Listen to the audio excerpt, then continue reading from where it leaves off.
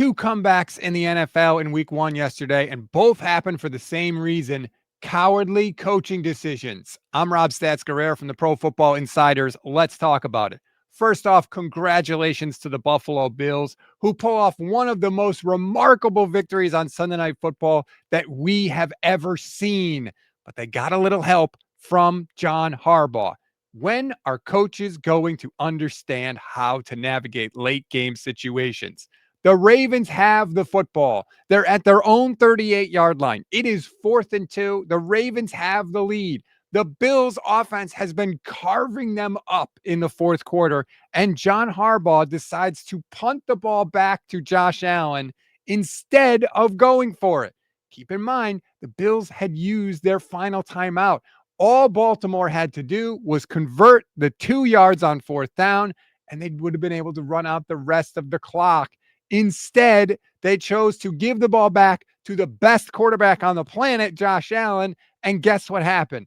He went down the field and got Buffalo the field goal they needed to steal this one in week 1. And this is a monumental collapse for the Baltimore Ravens. Keep in mind, they became the first team in the history of the NFL to score at least 40 points, rush for 235 yards, and lose.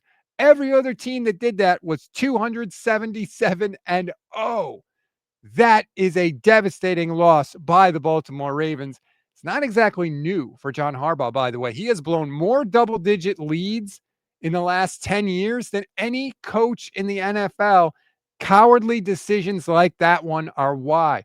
You have Lamar Jackson, you have Derrick Henry, you need 2 yards to go, and you punt back to Josh Allen? How does that make any sense?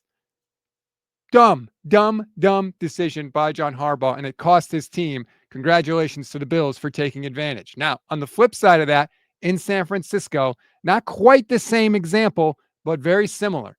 In this one, score is tied. Seattle's driving the ball down the field.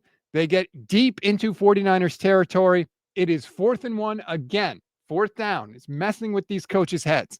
Mike McDonnell on 4th and 1 says, we're going to kick a field goal to go up 13-10 instead of trying to convert, instead of trying to go for a touchdown. We're not going to risk it. He played it safe. Well, what happened? They kicked a field goal. They made it. Congratulations. Brock Purdy gets the ball back. He goes 6 for 6 on the final drive, throws a touchdown pass to Jake Tonjes in the end zone that puts the 49ers up 4. Seattle then had to get a touchdown instead of a field goal. They were able to drive all the way down the field, got to the Niners' 9-yard line, but Nick Bosa sacked Sam Darnold, stripped the football. Niners recover. They escape with a win. If you're Seattle, you need 1 yard to go. Why are you settling for a field goal? I have said it on the 49ers Gold Standard podcast that I host. I'll say it here. Field goals are failures. In all but the rarest of circumstances, field goals are failures. When you have an offense with the football, with the way the game is geared to the offense nowadays, don't put the game in the hands of the defense, especially if you have an elite quarterback like the Baltimore Ravens do, and especially if you are facing an elite quarterback like the Baltimore Ravens were. There is no way that coaches should be doing this in the year of our Lord 2025. It is not difficult to see. What would the other team prefer? Would they prefer for you to punt and put your defense back out on the field, or would they prefer that you go for it? They would prefer that you punt, of course, or kick a field goal in the case of 49ers Seahawks. So why would you do the thing that the defense wants you to do? It makes no sense, and it's going to continue to bite teams in the ass. And I don't know why they don't get it, but it cost both of them yesterday.